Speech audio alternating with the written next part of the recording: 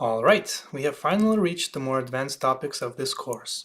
Previously, you have learned about the other two essential web technologies, HTML and CSS. While they should have been pretty simple to begin with, remember, you will need much more reading and practice to master them. HTML has advanced a lot since the beginning, and I'm not even talking about CSS, since that is a different beast of its own.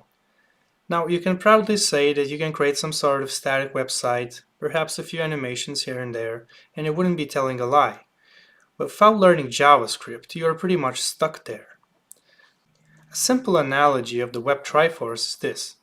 HTML are the nouns, or the what's of your app, the CSS are the adjectives, or the how do they look, and the JavaScript are the verbs of your app, or what do they do. The world of JavaScript opens up entirely new possibilities for your web applications, and it is an essential tool for the front-end developer. And while HTML and CSS is also code, these languages have a pretty narrow purpose and are generally called domain-specific languages. JavaScript is a fully blown general-purpose language. What that means for you is that after learning JavaScript, you will not only be able to use that language to create rich web applications, which of course is the main use case for the language, but you will also be able to use the same language for other multiple purposes. Some examples are native mobile and desktop app development, server-side development, machine learning, developing for the Internet of Things, and even such low-level concepts as embedded programming, if you're brave enough. Okay, so before we start the actual coding, I want to show you a small example of what JavaScript can do, or rather, what would happen to your favorite sites if you didn't include JavaScript in it. So basically, YouTube's videos and thumbnails don't load. Or for example, Netflix doesn't load anything except for its logo in the upper left-hand corner.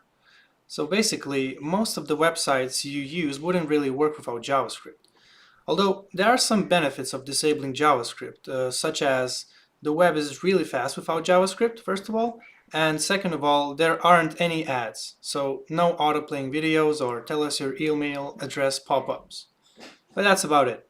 Downside of it all is that the websites don't work at all. Images don't load, and forms can't be submitted, which is basically the whole point.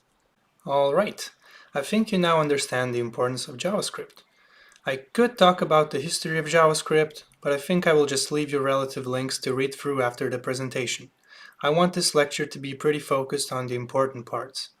And I know that you are excited to start developing fully blown web applications right away, but we will start with standalone JavaScript code.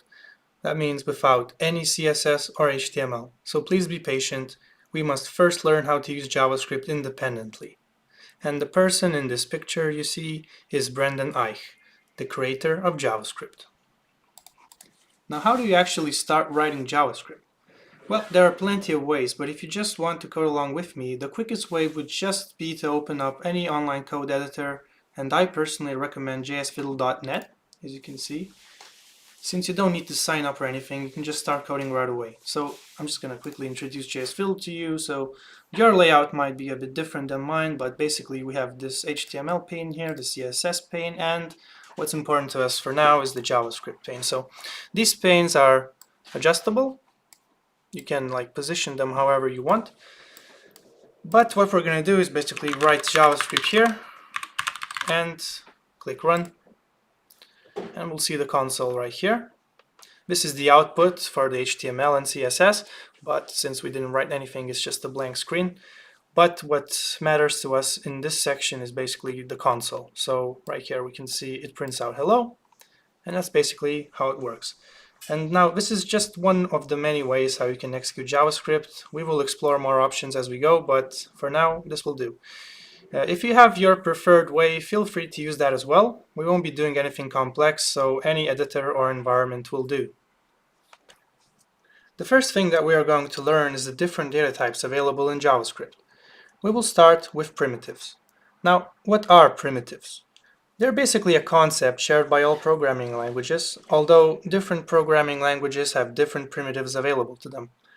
A primitive is essentially the simplest data type available to a programming language.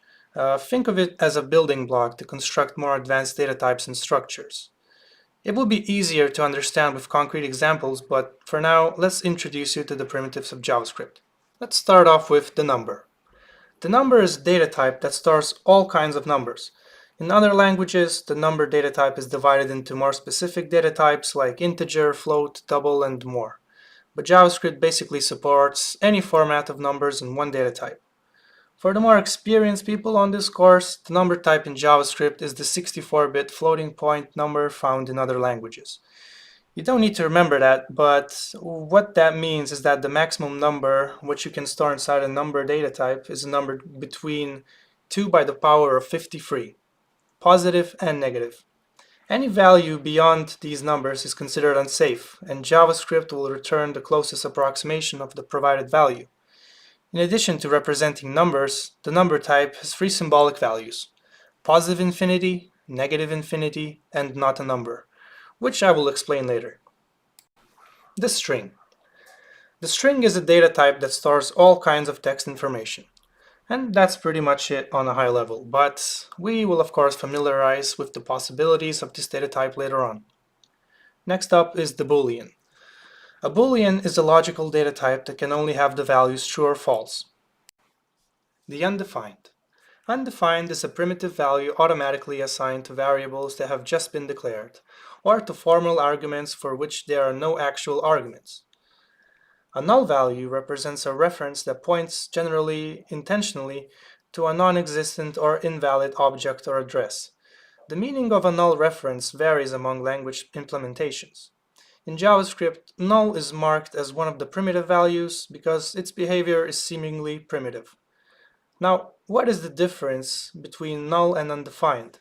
Simply speaking, undefined says that a value is undefined, or rather that the data store has no value whatsoever, while null says that a value is none, but it is intentionally defined as none. The difference is small, but we will later see that there are actually some differences. These 5 primitives were the only ones for most of JavaScript's livelihood, and honestly, these are the only ones you will need for most of your work. But there were a few additions with JavaScript ES6 version, which I will also briefly mention. The begin type is a numeric primitive in JavaScript. With bigints, you can safely store and operate on large integers even beyond the safe integer limit for numbers we talked about earlier. Be aware though that bigints cannot be operated interchangeably with numbers, only with each other. And the symbol value dynamically produces an anonymous, unique value. There is more to it, but the topic is pretty advanced and we won't be covering symbols during the whole course, so feel free to read more about them on your own time. The same can be said about bigints. So there are currently 7 JavaScript primitives. We will now dive deeper into each one of them. We will start off with numbers. It is one of the most commonly used primitives in any programming language. We store numbers, we manipulate numbers, we do map with them, something as simple as incrementing a number or decrementing one. For example, if you like something on Facebook, you increment the likes count by 1. Or if you downvote someone on Reddit, the points are decremented by 1.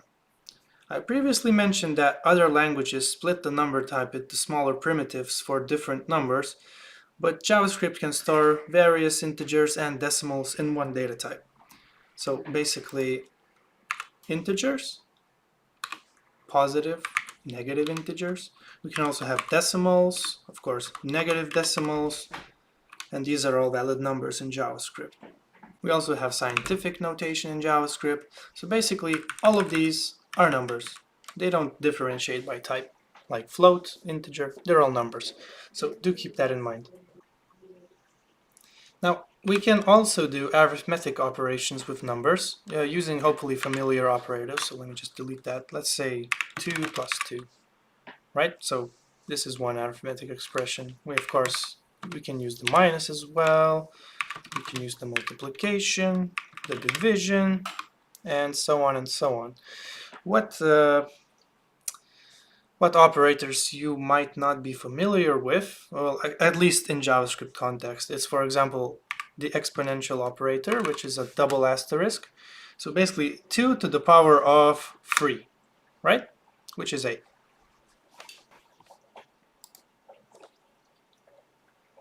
Now, JavaScript also uses Pemdas, which is the order we execute arithmetic operations. The rules are the same as you probably learned in school. First we have parentheses, then exponents, multiplication, division, addition, and subtraction. So basically the only thing you have not yet witnessed is the parentheses. You can use them, for example, like this. So right now multiplication won't take precedence because the parentheses will be first. So basically we will have 5 here and 3 here. That's about it. Now, talking about the modulo operator, which some of you might not know, what it does is basically it returns the remainder of a division between two numbers. For example, if I do a modulus operation with 9 and 3, I would get 0, since 9 divided by 3 is 3 with a remainder of 0. But if I would do a modulus operation with, let's say, 5 and 2, I would get 1, since 5 divided by 2 is 2 with a remainder of 1. Well, it is a bit more complicated than that, but I'm trying to explain it in simple terms. Now, what is the modulo operator useful for? For example, we want to create a tool that lets a person know how much money he will have left if he spends all of his money, for example, on some product that costs X amount of money. So let's say a person has 122 money and the product costs 40, let's say. So we do the modulus operator, right? 122 modulus 40, and the result is 2. So basically that means that the person can spend all his available money on the product and still have 2 money left. We can also calculate exactly how many products he can buy by doing a simple division and rounding the result down. Another useful use case for modulo is determining whether a number is odd or even. If a number is even, the modulus from the number and 2 must be equal to 0. For example, 2 is an even number, right? So if we do modulus 2, we will get 0, because 2 is an even number. But if we do something like odd 3, modulus by 2, we get 1. And that basically means that the number is odd. And that's a pretty easy way to check if a number is odd or even. Now, another useful thing to know about numbers is the not a number value. I have briefly mentioned before that not a number is indeed a numeric type, although it does not look like one. Let's say not a number. It's JavaScript's way of representing numbers that are, well, not numbers. It's pretty weird, I know, but let's see an example and perhaps this will be clearer. So for example, dividing 0 with 0 returns not a number. Let's actually check that. Console log. Let's run it. See, it returns not a number. So doing any other operation like adding, subtracting a not a number will also always return not a number. Let's say not a number. Oops. It's actually case sensitive. Yeah, still not a number, as you can see. Alright, so if you're expecting, let's say, from a user a number, but he inputs a string, for example, haha, and you try to do mathematical operations with it, for example, subtracting it like this, it's also going to return not a number. With some exceptions, of course, as we will find out later, but for now, being aware of the not number is enough, and understanding that this is a reserved keyword in JavaScript, and it is of numeric type. Alright, so next up is the string. Also, one of the most widely used data types in any programming language. So, on a high level, a string is just textual information. An important thing to note here is that you probably think that, like numbers, we can just start typing out text and that will be considered as a string. Well, not quite. Strings are defined using quotes. In different languages, it's important which quotes, double or single, you use, but in JavaScript, you can use 3 types of quotes to define a string. A single quote, a double quote, or the backtick, found just below your escape button on the keyboard. Well, at least in my case. And you can use any of these, but according to convention, JavaScript recommends using single ticks for JavaScript strings and double quotes for HTML markup. But feel free to use anything you like, it's just a convention. So basically, this is how you define a string. You can use single quotes. I've inserted a single quote right here. Hello world. I can use double quotes as well, or I can use backticks. It's still a string. All of these three basically mean the same thing, only they're defined using different quotes. Let me just clear the console. Oh, and do be aware that if you use single quotes to open a string, you must use single quotes to close it. Same goes for double quotes and backticks. What I mean by that is, for example, if I do this, right? Let's just delete these.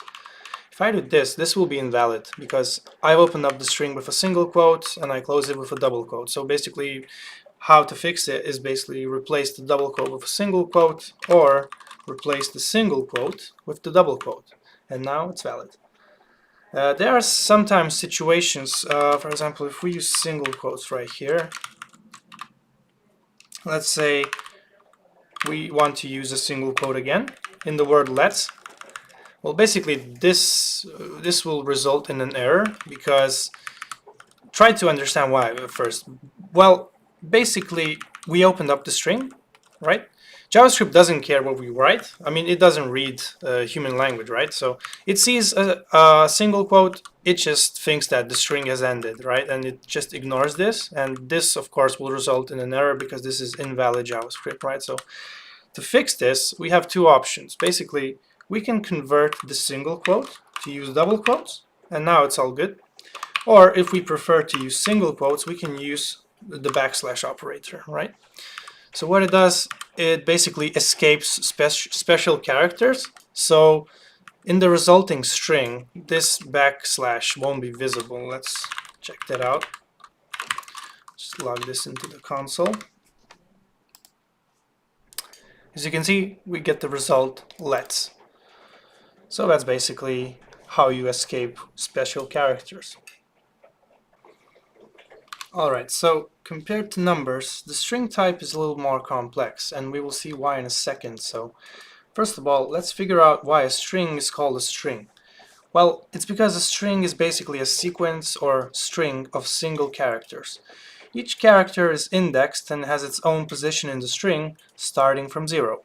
What does this mean for us? Well, we have not covered arrays yet, but since a string is a sequence of indexed characters, we can access each individual character of a string using what's called a bracket notation. So how bracket notation works is, let's say we have some string here, A, B, C, D, right? We add a bracket notation here. So basically, what's on the left of the bracket notation is the object we're trying to access, right? And what's inside the brackets is the index we're trying to access. So for example, if, as I mentioned before, strings are indexed from 0, right? So we just type in 0. Actually, yeah, we will need this result, so let's just put it in this console log here. And let's see what happens.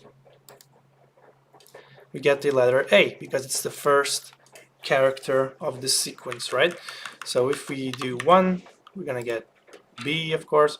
If we do, let's say 3, which is the last letter, D. But if we use something like 4, which is not basically in the string, it's out of bounds, it should be somewhere here where the cursor is, we get the already mentioned undefined, because basically it points to nothing. That's why it's called undefined. I guess it should be a bit more clear now as well. Now this will start to get a little freaky, but we can also use some of the arithmetic operations we have used before with strings. Let me show you what I mean. So let's delete this square bracket notation and add another string to this one, I guess, and let's see what happens. We get A, B, C, D, E, F, G, right? So this is what's called string concatenation. We're basically adding two strings together and we get the expected result. But what about this? What do you think is going to happen? Take a moment to think. Alright. So if you said 4, you might be wrong here, because the actual answer is 22. Because if you noticed, these are not numbers, these are strings, and they don't get converted to numbers when we use addition, because JavaScript determines that, oh, you want to use string concatenation? Sure, I'll do that. But if we would use a minus here, then it would convert the numbers and the result will be 0. But why this happens we will cover a bit later. Okay, so next up is the Boolean. Booleans are pretty simple in the sense that they can only have two values, either true or false. So on their own, they're pretty useless to us, but Booleans are also known to be one of the most important building blocks of our programs. They're the key tool on performing logic operations and other more complicated things, and we will use them a lot in the near future. Do keep in mind that JavaScript is case sensitive, so you have to declare them as lowercase true or false. Also, they're not strings, so we don't need to put them in quotes. Yeah, just ignore that error message right here, because basically this is not correct, but I just want to write them out. So we covered the three most important primitives of JavaScript: the number, string, and Boolean. With that knowledge, we will be able to use these basic building blocks to build something greater. But knowing how to simply define these primitives won't be much use to us. We were using what is called literal values. We need to figure out a way to actually store them for later use. And this is, again, a fundamental concept in JavaScript, and you need to make sure that you understand it fully. Introducing variables. Now, what are variables? On simple terms, you can imagine a variable as an empty box where you can put a value inside of for later use. How do we define variables? There are multiple ways we can do that, but let's start with a simple one. Introducing a new JavaScript keyword, let. The structure of using let is pretty simple. So we write out let, then we give a name to our new variable, or more specifically, it's called an identifier. For example, my name, right? Then we continue with an equal sign, as to say what our new my name variable will be equal to, and we assign a value to it.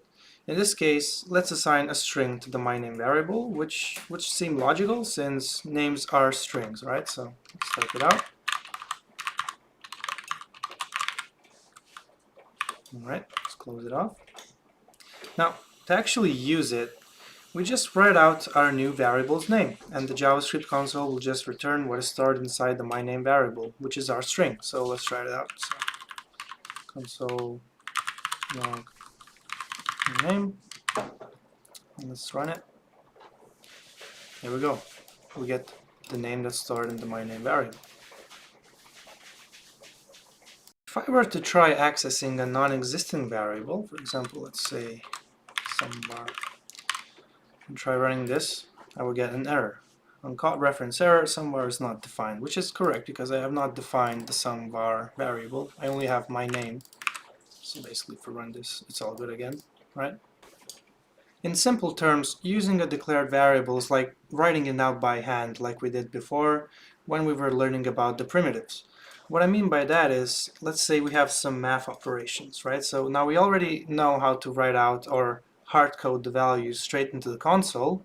What I mean by that is, let's say 2 plus 2, right? And we run it, we get 4. But let's try something a bit more complicated. Let's delete this and create a variable called sum. Don't assign anything to it. Then assign 2 plus 2 and console it out.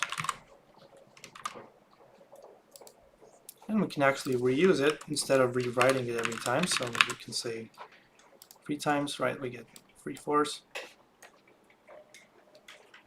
Remember the string examples?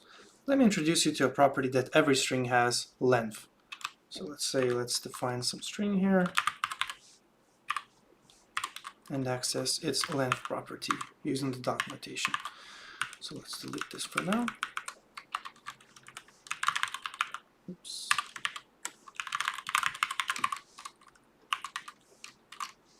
Let's see what it does. It returns 5. So basically, the word hello has 5 letters, right? So length basically returns a numeric representation of the string's length.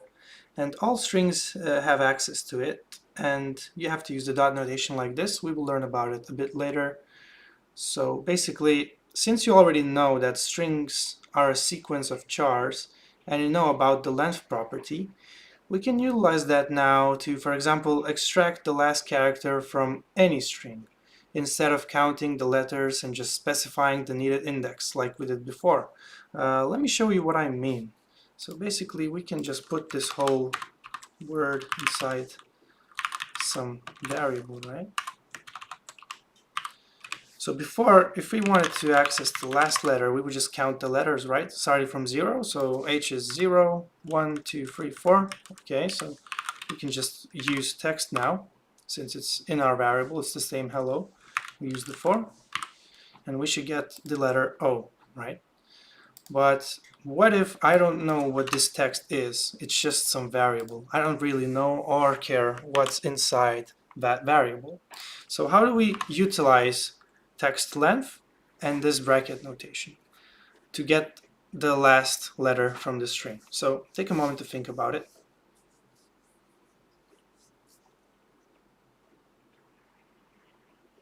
All right, so basically the solution is to actually use the same variable, use the length property, because basically this is the same as doing this, right? Like we just did.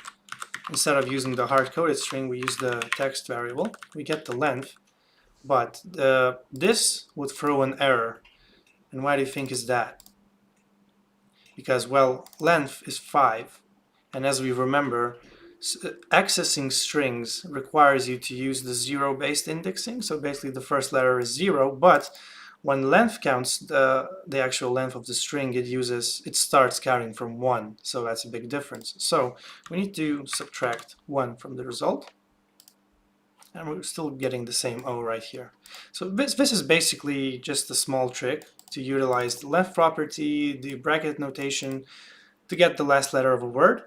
So I think that this is pretty useful in some cases, but yeah, just a small trick. Now, before we continue on with other ways to define variables, let's sort some things out first. So first of all, you might be wondering about the weird name I gave the myName variable. So we're talking about myName, right? So instead of calling it myName like this, like a normal person would, I used what's called Camelcase. So Camelcase is basically the convention for JavaScript, where instead of using spaces, since they're not allowed in variable names, you capitalize each word that you would use a space for. Like, for example, instead of using a space here, I'm just deleting the space and capitalizing the next name, right? So another example is, instead of like my cool variable, I would delete the spaces and capitalize the letters, right? And this is called Camelcase.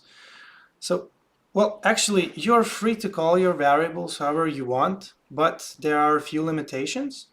First of all, JavaScript variable names must start with a letter, an underscore, or a $sign.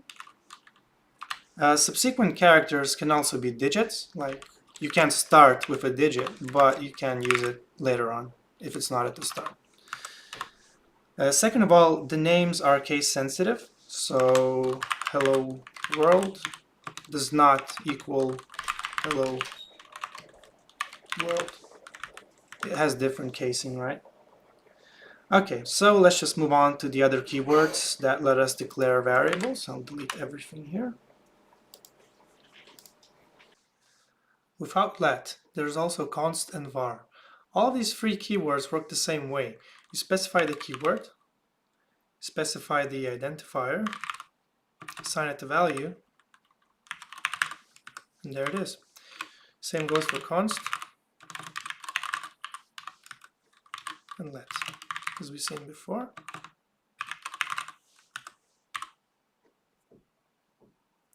But these three keywords do have some different behaviors in how they work, and we will briefly discuss it here. So before JavaScript ES6 version, we only had the var keyword to define variables. And there are issues associated with variables declared with var though, and that is why it was necessary for new ways to declare variables to emerge. So first of all, let's get to understand var before we discuss those issues. So first of all, var variables can be redeclared and updated. What this means is that we can do this, and it will work just fine. Let's see.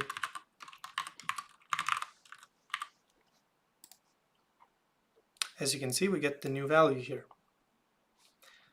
Also, of course, this works as well. But this is not redeclaring, this is basically changing the value, so it's all right. Now speaking about hoisting, the term hoisting itself is a JavaScript mechanism where variables and function declarations are moved to the top of their scope before code execution. So what this means is that if we do something like this,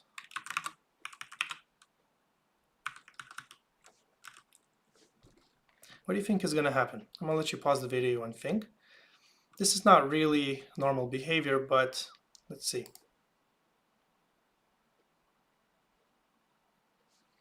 Oh, for some reason it says result. Yeah, let's just change it to some value. I think it's just global scope, right?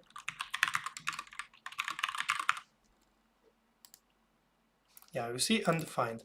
Result was basically just because this JS Fiddle platform had defined the variable name on some other scope, perhaps global scope. So just ignore that, but let's say we have a custom variable here, which is definitely not duplicated. So we create it, it gets hoisted, and what that means is basically we have this situation.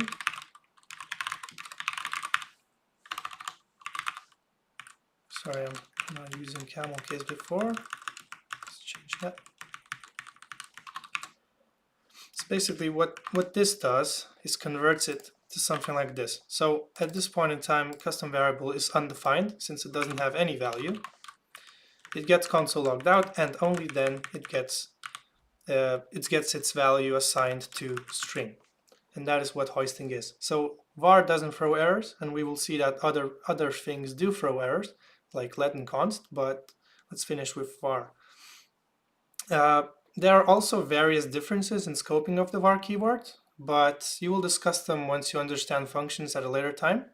So let's continue on with let. We just learned it, so let's continue on with it. So let is now the preferred keyword to declaring variables, if I can say it like that.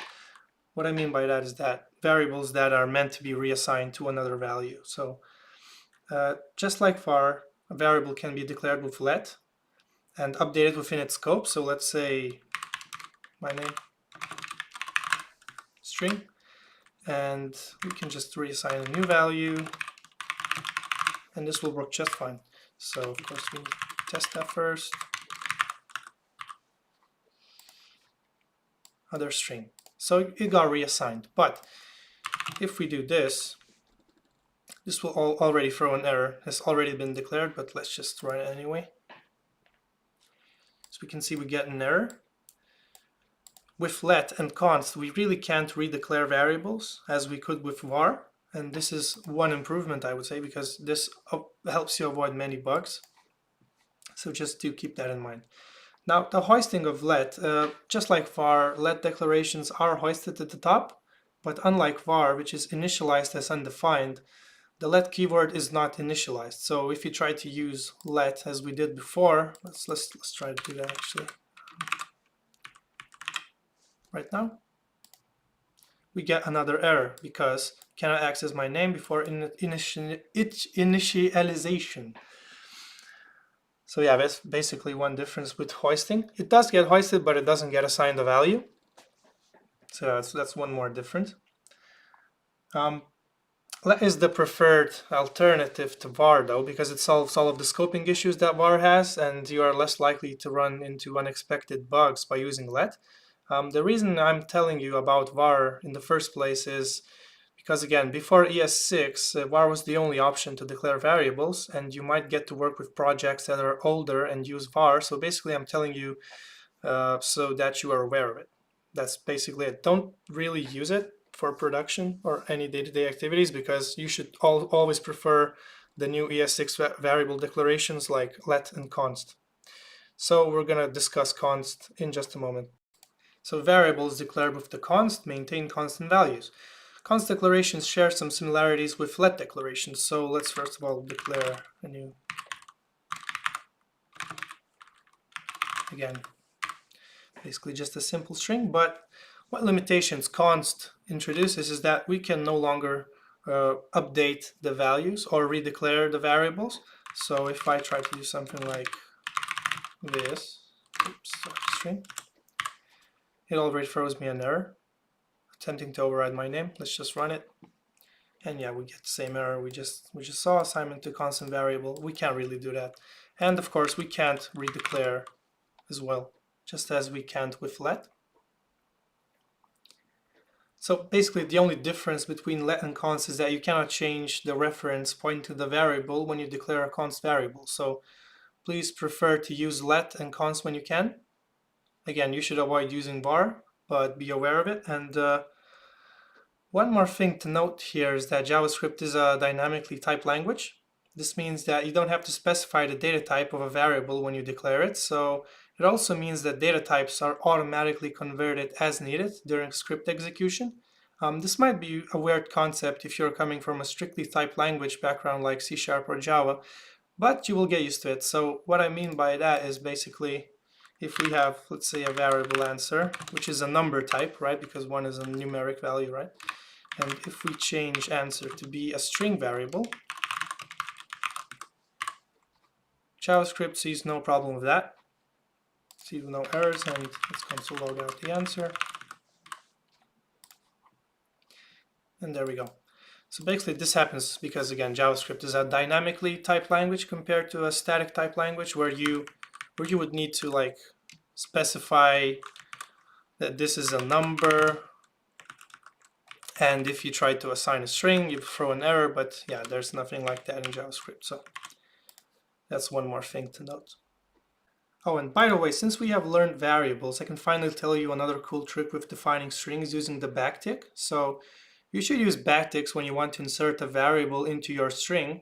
It has a special syntax as well, so let me show you. Let's say we have the same answer variable here, and we want to say so. Okay, so we use the backticks, right? The answer is, and since you don't know backtick notation yet, you would do something like put the string here and do concatenation, space here, and you will get the thing that the answer is 1, right? So, but the easier way to do that is actually use backticks.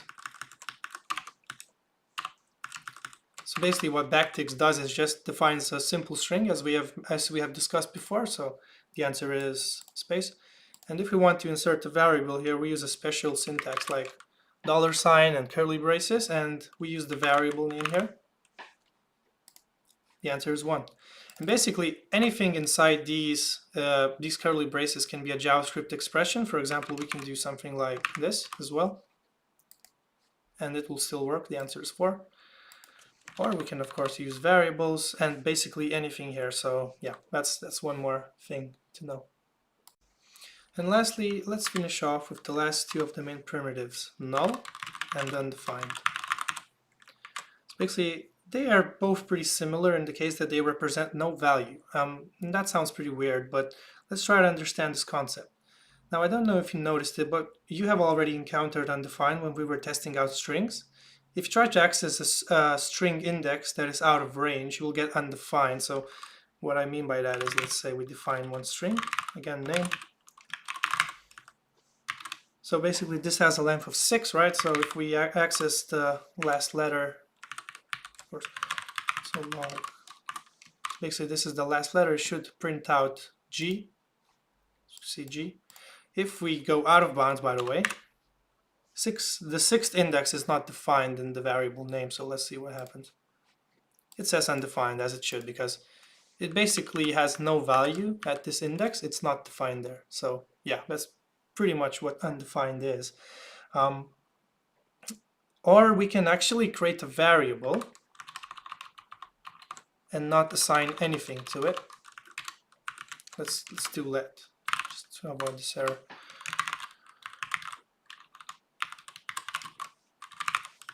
All right. And we get again undefined. which is also correct. I think it's pretty self-explanatory. If we don't define a value, we get undefined. But null, on the other hand, also declares that something has no value, but it was specifically assigned a null value. So it is defined, but it has no value. So we can use both null and undefined as we did other primitives. They're like a reserved keyword, and we can use them directly.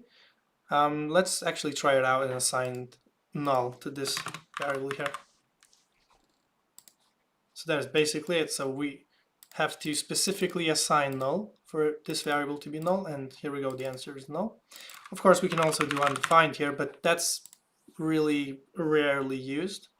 And if you actually want to specifically tell that a variable has no value, you should always go to null. That's basically it. So we can move on to comparisons now. We know many comparison operators from maths. In JavaScript, they're written like this. So greater or less than. It also has greater, less than, or equals with the equal sign. Then the equality, and here's a note that please note that the double equality sign means the equality test, while a single one means an assignment, as we have did previously with variables. So this is different. A single equal sign is assignment, double equal sign is an equality test. Not equals as well is written with the exclamation point and an equal. And one more thing to note here, that all comparison operators return a Boolean value. I think it has no exceptions, so yeah, basically every comparison returns true or false. And of course, a comparison result can also be assigned to a variable, just like any other value. So do keep that in mind as well. Okay, so up next is string comparison. We have covered numbers, so now let's move on to strings. To see whether a string is greater than another, JavaScript uses the so-called dictionary or lexicographical order. So in other words, strings are compared letter by letter, as you can see some examples here. So I'll try to explain the algorithm to compare two strings. So basically, we compare the first character of both strings. Then if the first character from the first string is greater or less than the other strings, then the first string is greater than the second, and we're actually done. But otherwise, if both strings' first character are the same, compare the second character the same way, and repeat this until the end of the string. If both strings at the end are the same length, they are equal. Otherwise, the longer string is greater. So in the first example above, the comparison z is more than a gets to a result at the first step. So basically just one character. The second comparison, glow and glee, needs more steps as strings are compared character by character, as I mentioned before. So let's try to do that. So G is the same as G, right? So the next letter L is the same as L. And lastly, we come to O, which is greater than E, and we are stopping there. The first string is greater. So one thing to note here, that do be aware when comparing string numbers, as most of the times you might get unexpected results. For example, 11 as a string is lower than 2 as a string, which when we would compare it as numbers, it would be false, but when comparing strings, it is true. So alphabetically, this is correct, but most of the times we want to compare numbers by their values, so it's important to check out the data type. When comparing values of different types, JavaScript converts the values to numbers. So for example, 2 as a string greater than 1 is true because the string 2 becomes a number 2. And for example, 0, 1 as a string equals 1 is also true because 0, 1 is converted to 1. So basically for Boolean values, true becomes 1 and false becomes 0. And that is pretty much there is to it. Okay, so next up is the strict equality operator. So we have used the regular equality for our examples now, but this is very important because a regular equality check, which is double equality sign, has a problem. For example, it cannot differentiate 0 from false, as we can see in the first example here, because it thinks 0 equals false is true. And for example, an empty string equals false is also true. So this happens because operands of different types are converted to numbers by the equality operator, and an empty string, just like false, becomes 0. But what to do if we'd like to differentiate 0 from false?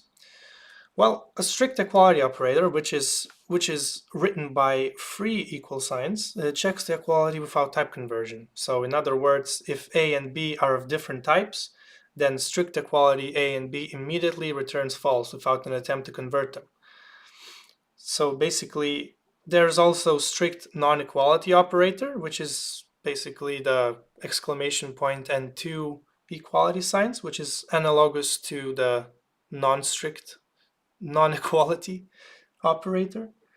The strict equality operator is a bit longer to write, but makes it obvious what's going on and leaves less room for errors, and you should always use it.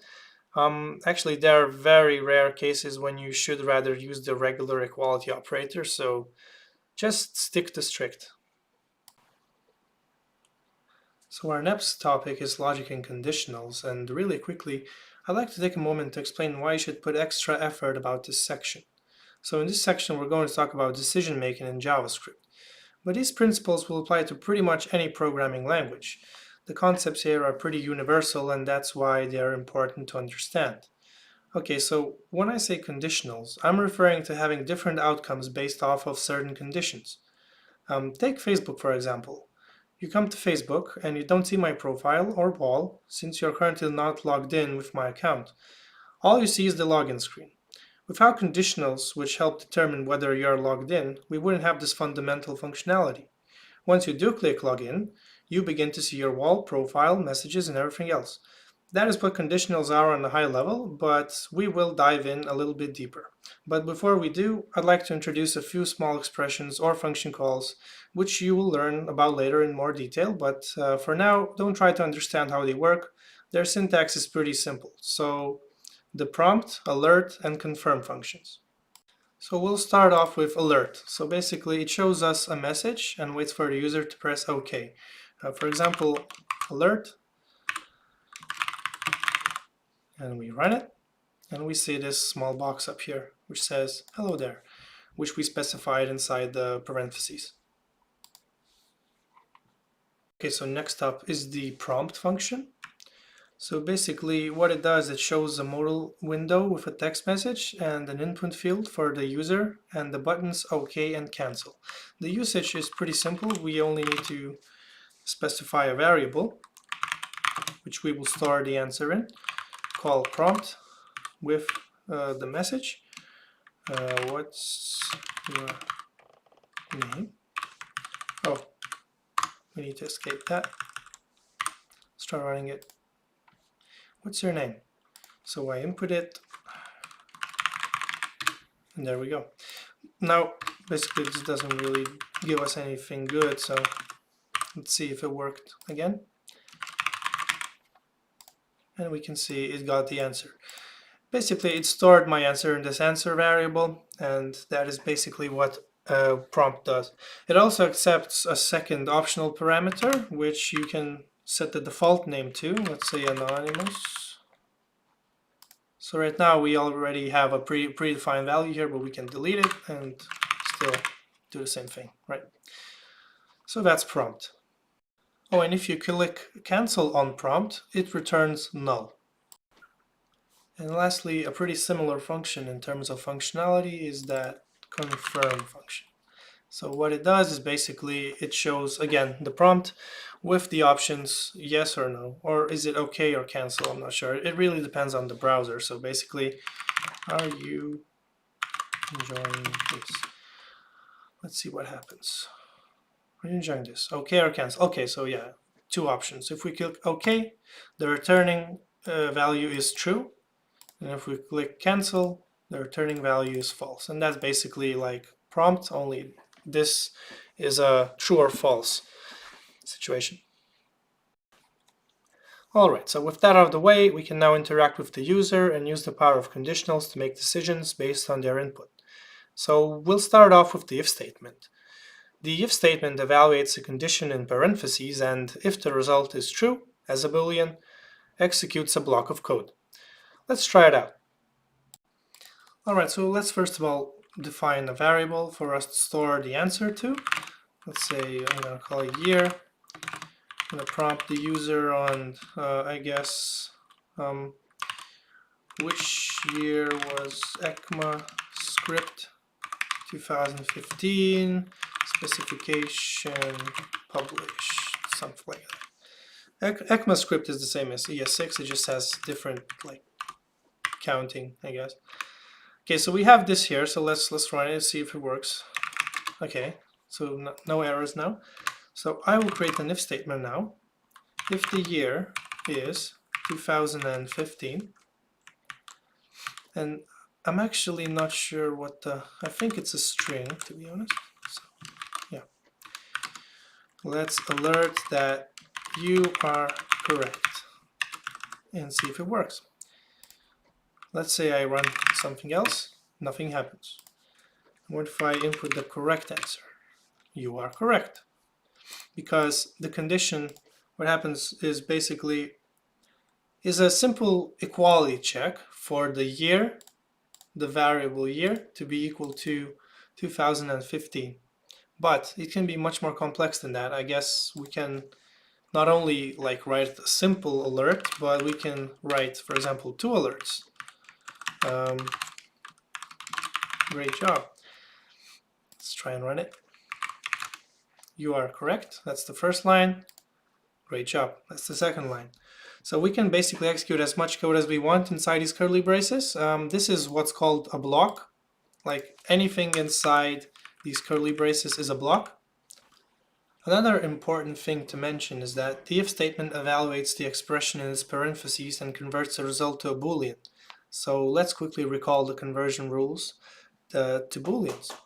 It's basically a number 0, an empty string, null, undefined, and not a number all become false when converted to Booleans.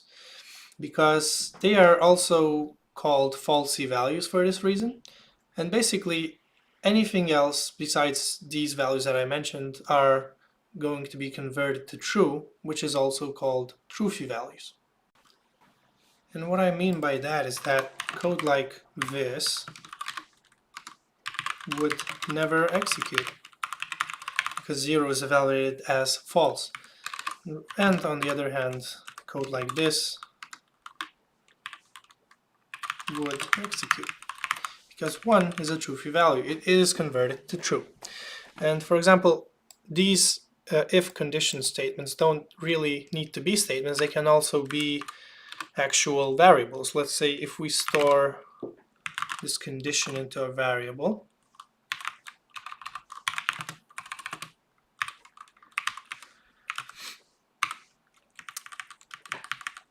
all of these equality operations always produce a Boolean, by the way. So we can just store it here and see if that works. Yep, still works. Now, continuing with this example, the if statement may contain an optional else block. It executes when the condition is falsy. For example, we have this condition here. So if the condition right here is false, we will execute this block. Let's say that so basically this will execute anytime when year is not 215, right? So let's test it out. Let's see if it still works. You are correct. Great job. And if I input something wrong. Yep, there we go. I get the else block, which says that you are wrong. And there it is. Sometimes we'd like to test several variants of a condition. So that's where the else if clause helps us out. So for example, let's actually remove everything here.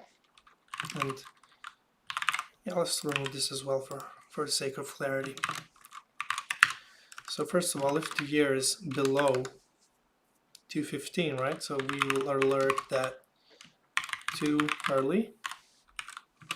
Now the else if the year is not lower than 215, we will execute the else if, which will say that if the year is above 215, we will of course alert that it's too late.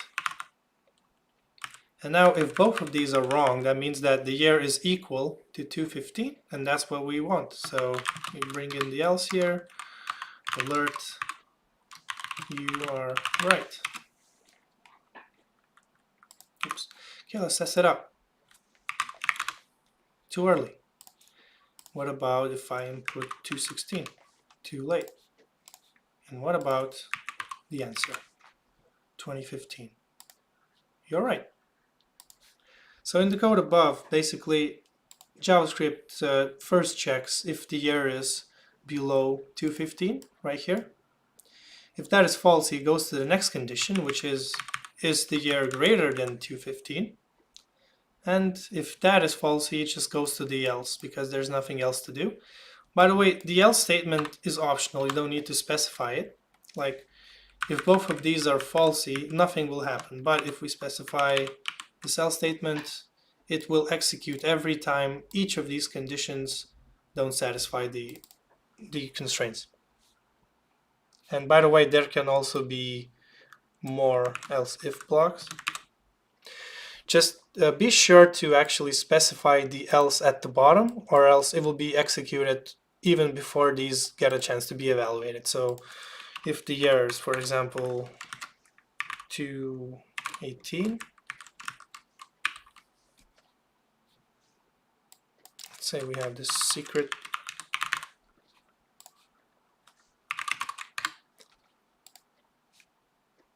Oh, and that won't work because this condition got fired off first, so let's just move it above. It's a good example.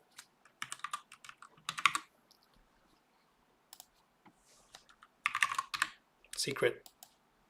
Because this got executed and nothing else really matters here.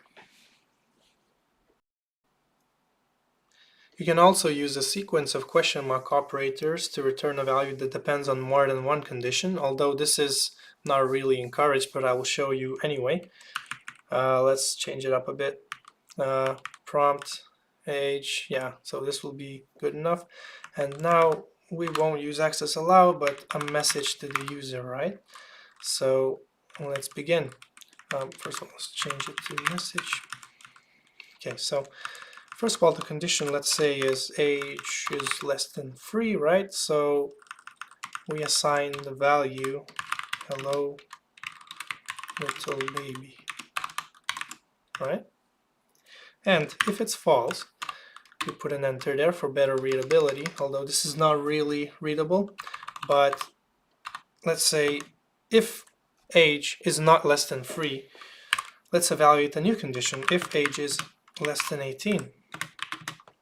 All right, so if it is true, then say hello. If it's not, if it's more than 18, let's add another condition.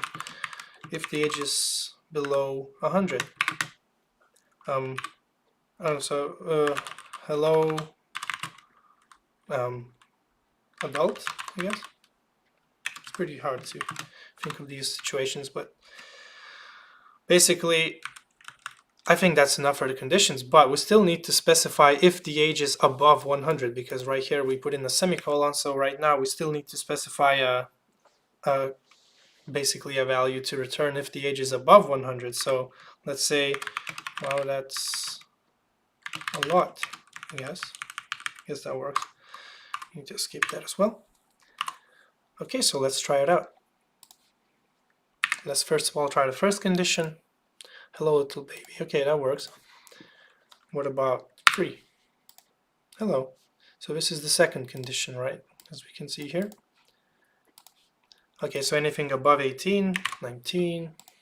Hello, adult. Okay, so that works as well. And the last condition, 101, I guess. Wow, that's a lot. Okay, so that was the last condition. So it might be difficult to grasp what's going on, but taking a closer look, we can just see that it's an ordinary sequence of tests. Basically, it's not one, but just instead of returning a value, we return another test. So we can actually try to rewrite this using if-else statements, because personally, if there is like more than one condition, I would avoid using this ternary operator. It's more of a true-false situation, but let's do it anyway. So, okay, so first of all, the age is 3, so we just do this.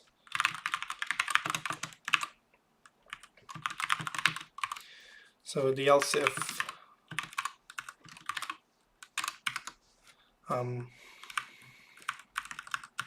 return this.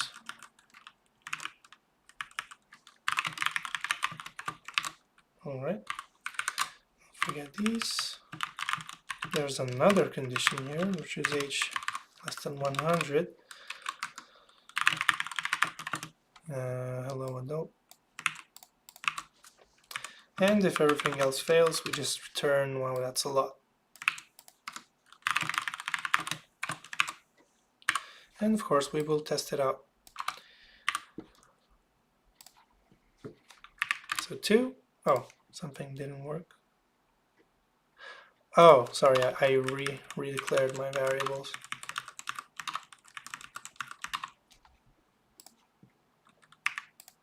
Hello little baby, 18, hello adult, there's also 17, hello, and anything above 100 is, wow, that's a lot. So that's basically all there is to it, the ternary operator. Alright, so next up is the switch statement. A switch statement can replace multiple if checks. It gives a more descriptive way to compare a value with multiple variants. So the syntax is as follows. The switch has one or more case blocks with an optional default. So it looks like this, as you can see. The value of x is checked for a strict equality to the value from the first case, that is value 1, then to the second, value 2, and so on. If the equality is found, switch starts to execute the code starting from the corresponding case until the nearest break, or until the end of switch. If no case is matched, then the default code is executed, if it exists, of course. A small note here, but pretty important, is that don't forget to use the break statement in each case, or the switch statement will just not stop until the end. So yeah, let's go on to a live example. Alright, so we have a pretty simple variable here, it's 2 plus 2, so basically we can just leave it as 4, but for interesting reasons, let's just keep it as an expression. So what happens here is that the switch starts to compare this variable a, this one, from the first case, that is 3, right here. So this match fails. Then it starts comparing with 4, and that's a match. So the execution starts from case 4 until the nearest break. So what that means is that this switch statement should only alert one time. So let's try it out. Exactly. So yeah, it did. And if there is no break, then the execution continues with the next case without any checks. So let's actually delete these break cases right here and see what happens. So basically nothing else changed, only that I deleted the breaks. So let's see. Okay, so we have exactly as we expect, but we also have the case 5 because it doesn't even care anymore. If it finds a matching case, it's just going to continue on. So it also matches case 5, which is not exactly what we want, so it says too big. And even the default statement, I don't know such values. So what's important here is that always remember to break, unless you want this unexpected functionality, of course. Now, also keep in mind that any expression can be a switch or a case argument. So both switch and case allow arbitrary expressions. In this example, here a plus gives 1 because it converts. That's basically, by the way, another way to convert a string to a number. So this gives out 1. And that's compared with b plus 1 in case. So while b is being 0 plus 1, it's now equal 1. And then this case matches. And this does not, because this has been matched and we have a break statement here, so let's run it. And we see exactly that. Alright, so another example for switches is the grouping of case. So several variants of case which share the same code can be grouped. In this case, we have grouped case 3 and case 5 because case 3 has no break statement, right? So if case 3 matches, it's just going to execute until it finds a break. So that means it's going to execute case 5 as well. It doesn't even care if the a is equal to 5. So this ability to group cases is actually a side effect of how switch works without break. So basically, we avoid the default statement because case 5 does have a break, and once case 3 executes without the break statement, it's still gonna find this break statement here. So that's the difference between our example without any breaks at all. So that's pretty much what grouping is. Alright, so next up are the logical operators. There are 4 logical operators in JavaScript: or, and, not, and nullish coalescing.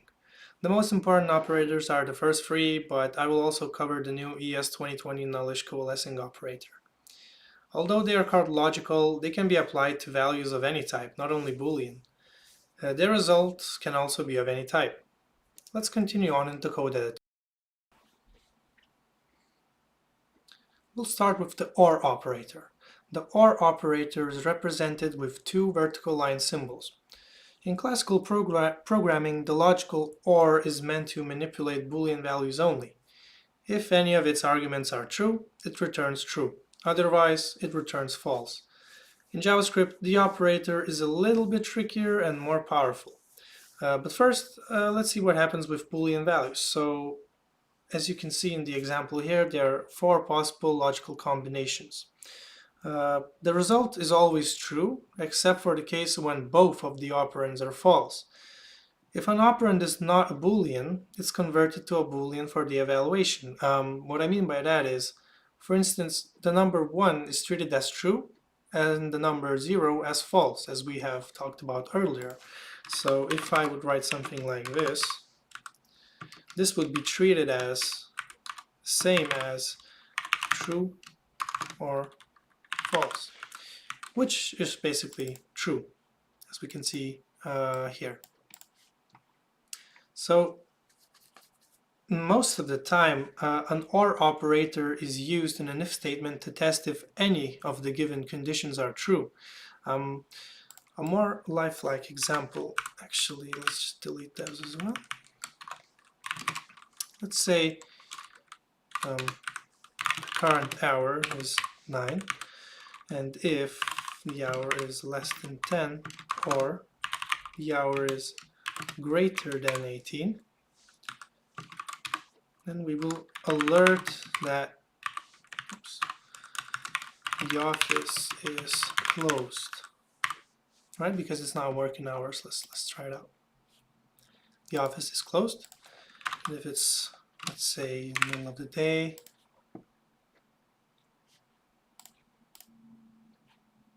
oh, it doesn't do anything yet because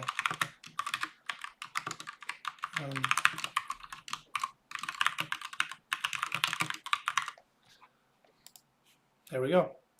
We can also pass in even more conditionals. Let's say a Boolean is weekend false, and if is weekend is true, then the office is automatically closed, right? It's pretty logical. So, oops, I'll say false. So currently it should still work. The office is open, but if we change this to true, then it's automatically closed. And that's pretty much it. So what we did here is pretty classical behavior, right? So let's bring in the extra features of JavaScript. I'm going to delete that. So the extended algorithm works as follows. Let's say we have a variable here. We have value 1, oops, value 1, or value 2, or value 3. So given multiple OR values, the operator does the following. Evaluates operands from left to right, so basically from left to right, value 1, value 2, value 3, and for each operand converts it to Boolean. We already covered that. If the result is true, it stops and returns the original value of the operand. And if all operands have been evaluated, what that means is that basically everything here is false, then returns the last operand. So a value is returned in its original form without the conversion, and in other words, a chain of OR returns the first truthy value or the last one if no truthy value is found. For instance, let's try that. Alert 1 or 0. What do you think is going to happen? it's going to output 1, because 1 is truthy. It was the first value. It never even evaluated the 0. What about if we pass in a falsy value like null and give it a truthy value at the end? What do you think is going to happen? It still outputs 1, because null is a falsy value. It then tries to evaluate the other operand, and it sees that this is a truthy value. It just returns it. So we can also do this with another falsy value, so that it evaluates that as well. And it still returns 1, because null is falsy, 0 is falsy, and 1 is truthy, right? And what happens if all of them are falsy? Let's say an empty string. We get the empty string because this is falsy, and this is falsy. But if everything is falsy in the OR chain, we get the last value. And by the way, we get the original value as well. It's not converted to a false, but we get the original empty string. To be clear, I'll just change this to be an empty string and this to a 0, and we get the 0. So what does this mean for you? So I'm going to show you a quick example of, for example, getting the first truthy value from a list of variables or expressions, as we discussed again, but this is going to be a live example. So for instance, we have, let's say, first name. Actually, we don't really need to define them. Or actually, we do. That first name is a falsy value. It's an empty string. Last name is also empty. And also nickname, I guess, let's leave it empty as well. And let's do a check. So an alert.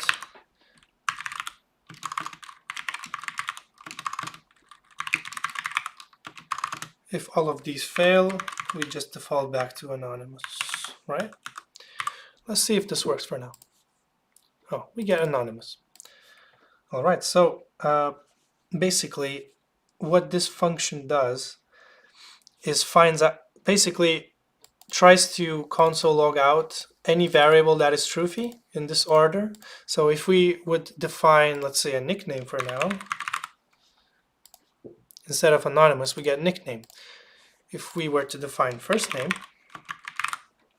since it's the first in the chain, we're going to get first name. No longer the nickname, but the first name, because we find the first truthy value, we don't even evaluate the rest. And that is one use case. And another feature of the OR operator is the so-called short circuit evaluation. It means that the OR processes its arguments until the first truthy value is reached, and then the value is returned immediately without even touching the other argument. The importance of this feature becomes obvious if an operand isn't just a value, but an expression with a side effect, such as a variable assignment or a function call. Let's say we have this example of like alert, run, and false. All right. Oops, sorry, that was the other way around. Run.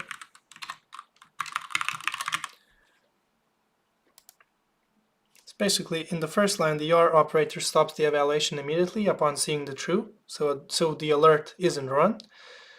And on the other one, it sees false and tries to evaluate the second one. So sometimes people use this feature to execute commands only if the condition on the left part is falsy. For example, setting the default value or anything similar. All right, that is pretty much it for the OR operator. Let's move on to the AND operator. The AND operator is represented with two ampersands. In classical programming, AND returns true if both operands are truthy and false otherwise, as you can see in the example above. An example with if, let's say we have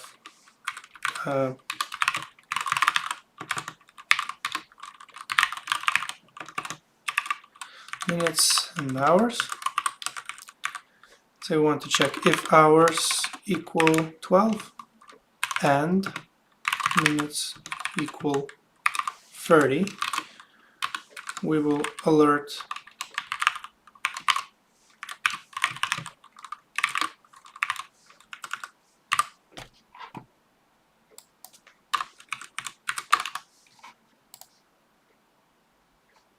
it is 12:30. So basically, if hours and minutes. Basically, it's the other way around compared with and. So, and of course, just as with or, any value is allowed as an operand of and. What I mean by that is you can basically have something like this. It's not going to run because this is converted to true. This gets converted to false. If this happens, then it will run. Just like we did with or, we can also do extra stuff with and. For example, if we had this results variable, value 1 and value 2 and value 3, the AND operator does the following. It basically evaluates operands from left to right, as we did with OR. For each operand, converts it to a Boolean, same as OR, and if the result is false, stops and returns the original value of that operand. And if all operands have been evaluated, what that means as well is that all of the values were truthy, it just returns the last operand. In other words, AND returns the first falsy value or the last value if none were found. The rules above are similar to OR. The difference is that AND returns the first falsy value, while OR returns the first truthy value. So, some examples. Say we have this. What do you think this is going to return?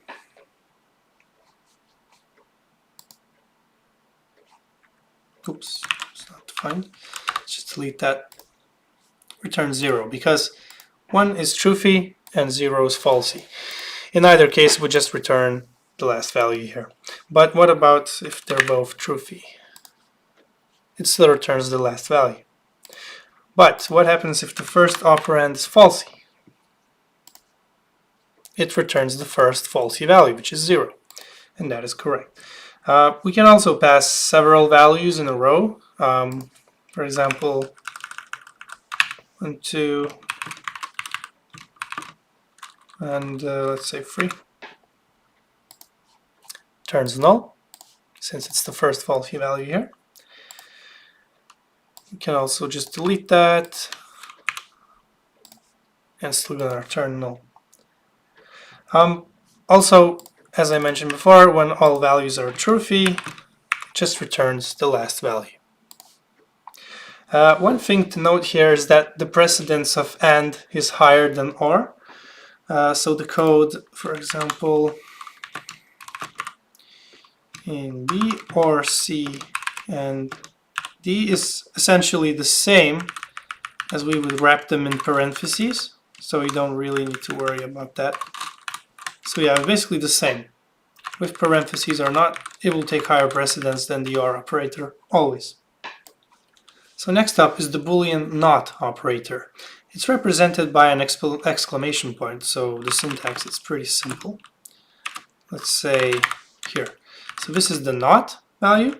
The operator accepts a single argument and does the following. So basically converts the operand to Boolean type first, and then returns the inverse value. For instance, let's say we have this, Boolean true. It returns false. Because basically it just converted it to Boolean, which is already a Boolean, and it reversed it. So reversing means true becomes false and false becomes true.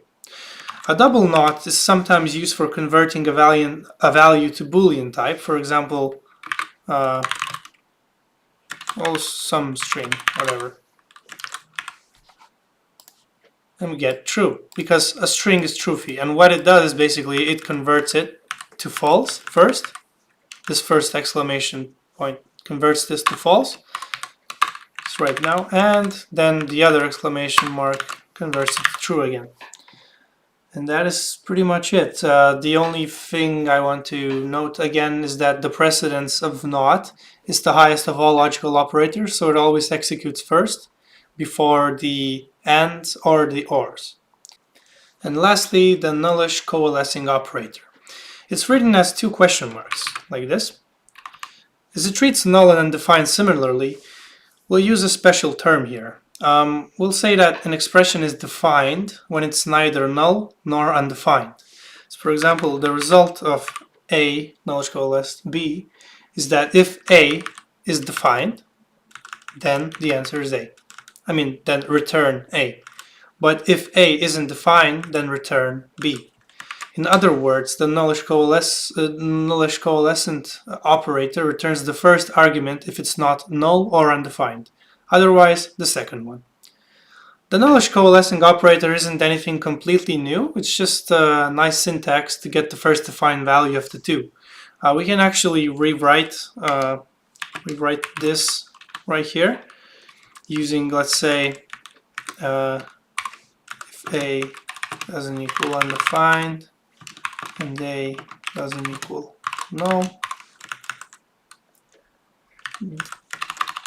then we use the ternary operator, return A in this case, or B. That is pretty much it. So this is what happens under the hood of A knowledge coalesce B. So let's see where it helps. I had to move to Replit for this example because apparently JS Fiddle doesn't support ES 2020 yet. So yeah, the common use case for the knowledge coalescing operator is to provide the default value for a potentially undefined variable. So for example, let's define a user, alert, user. If the user is not defined, show anonymous. Let's run it. Here we see anonymous. It's not going to run alerts here because this is like a different environment, but you get the idea. Let's define user now. Say give him John. It returns John as expected. We can also use a sequence of these knowledge coalescing operators to select the first value from a list that isn't null undefined, which I already mentioned. So for example, we have a similar example as we did with the OR.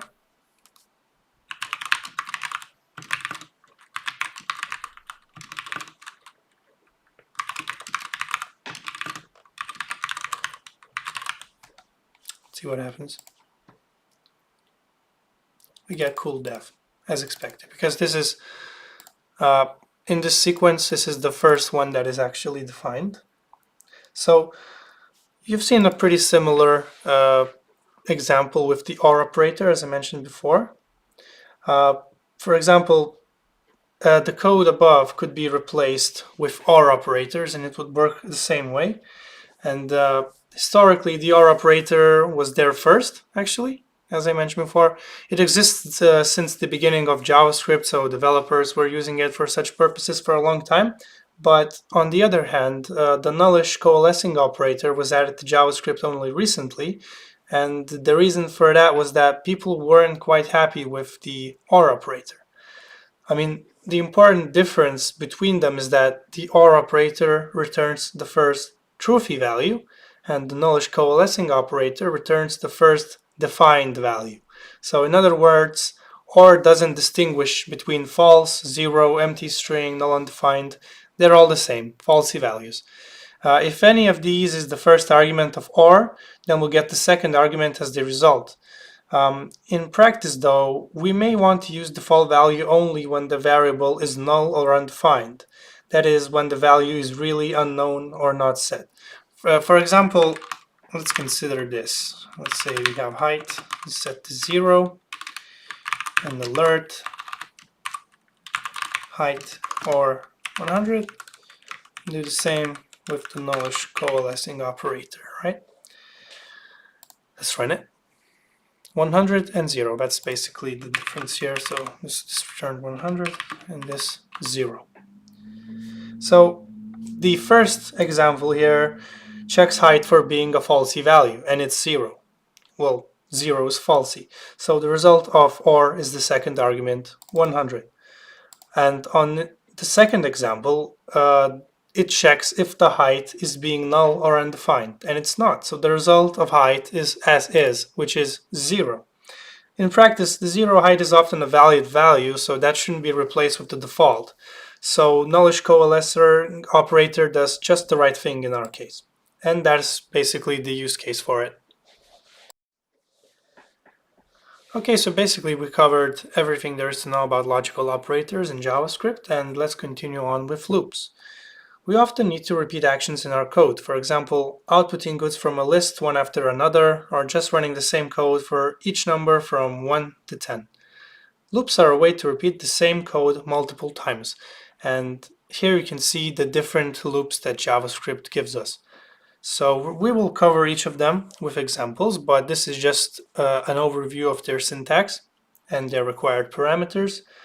So basically, first of all is the while loop. So the while loop runs while the condition is truthy, and the code from the loop body is executed. So basically, while condition is truthy, we just run the comment, like anything that is inside the block, the while block.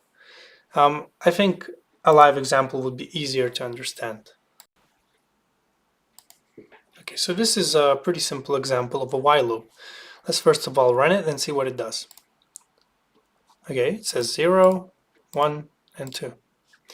So basically what it does is while I is less than 3, run this code.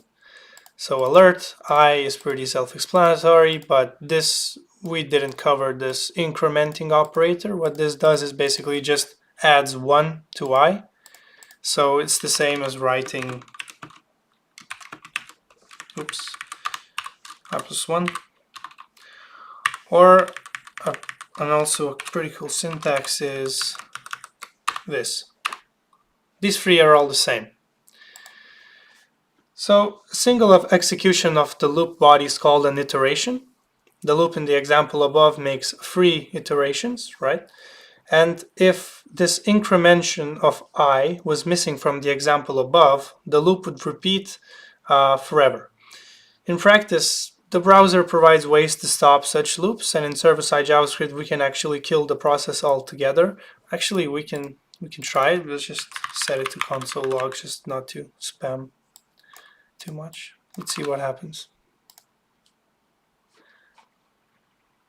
It's not. It appears it's not even running. So I think it handled these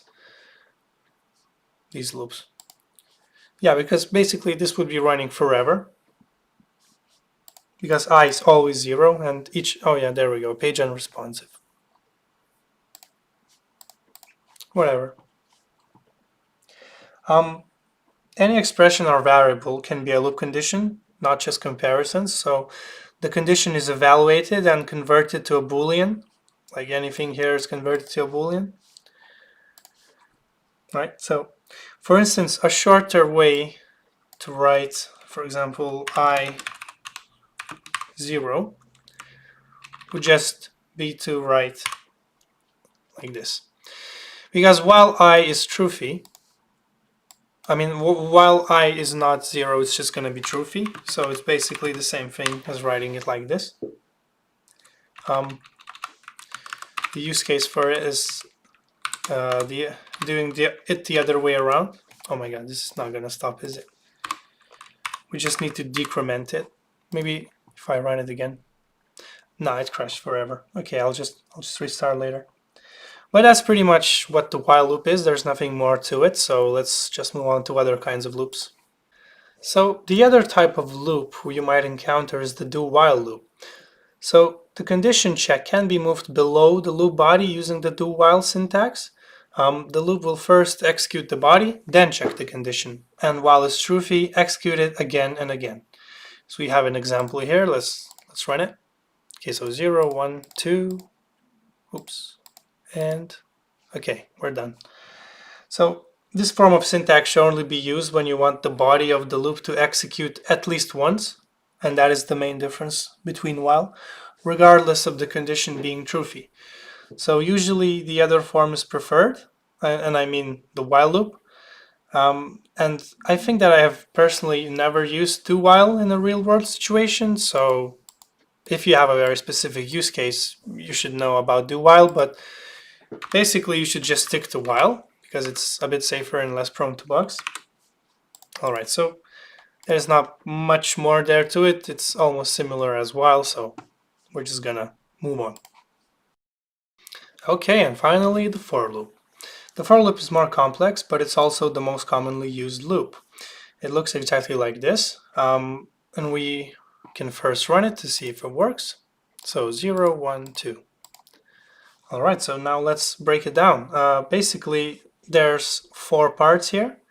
This is the beginning, right? So executes once upon entering the loop. So once we define the loop, this is where we define all of the variables that will be used inside this loop. Then we have a condition here, so checked before every loop iteration. If this is false, then the loop stops. Then we have the loop body, which gets executed every iteration. And lastly, we have the step. So basically it executes after the body of each iteration. So basically what happens is that we define a variable I, we give it a value of 0, then our loop starts, it checks the condition. If I is less than 3, then execute this loop, it does that, and then it just goes back. It skips this part since it's already done. But before actually restarting the loop, it does the step part, which increments I variable by 1. So right now it's 1. The condition is still true, so we execute the function again. And lastly, this is 2. It's still the condition is still true, so we run it again. Iteration step, it's now 3. This condition is false, and this body is never executed. So let's review that again if I'm correct. So okay, 0, 1, 2, and 3 never gets executed. There's also inline variable declaration. So here the counter variable I is declared right in the loop, and this is called inline variable declaration. So such variables are visible only inside the loop. I have mentioned during our variables section that let, const, and var have different scoping behaviors, but I did not elaborate on that part just yet. So let and const are block scoped, which means that they are accessible inside a block, or in simple terms, I've already mentioned, anywhere between parentheses, so basically inside here. And vars are global or function scoped, which means that they are either accessible from anywhere globally or from inside a function body that declared them. We didn't really cover functions just yet, but just keep that in mind when you do. So basically, if we were try to access I after the loop, let's just delete this for now so it doesn't see what happens. Oh, I is not defined because this I was only defined on this block. If we were to change it into being var, then this gets accessed. It's now free. Because in this case, var only has function scope or global scope. And since this is not a function, var gets global scoped, and it is accessible from anywhere. A way to fix this is actually declare the variable, let's say outside the function, and just use it there. And now it should work again.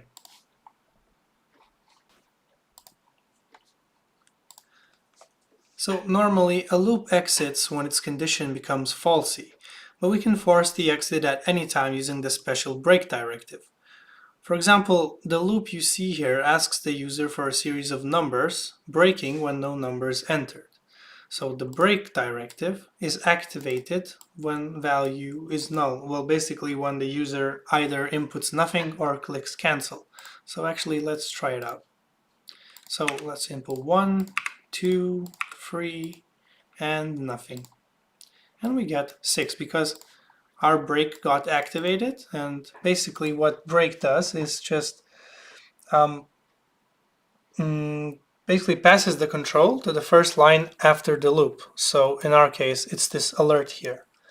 And why is this useful? Well, basically the combination of, let's say, an infinite loop, which you see here, while true, it's infinite, it's never going to end, except if we break, is great for situations when a loop's condition must be checked, not in the beginning or end of the loop, but in the middle or even in several places of its body. And this is just one example, but we can have like plenty more if statements here. If values, for example, like 55. We don't want that, so we just break the loop as well. And it won't get summed. And that's just one simple example. And now the continue directive. Well, the continue directive is a lighter version of break. It does not stop the whole loop, but instead it stops the current iteration and forces the loop to start a new one, if the conditions allow. We can use it if we're done with the current iteration and would like to move on to the next one. So the loop you see here uses continue to output only odd values.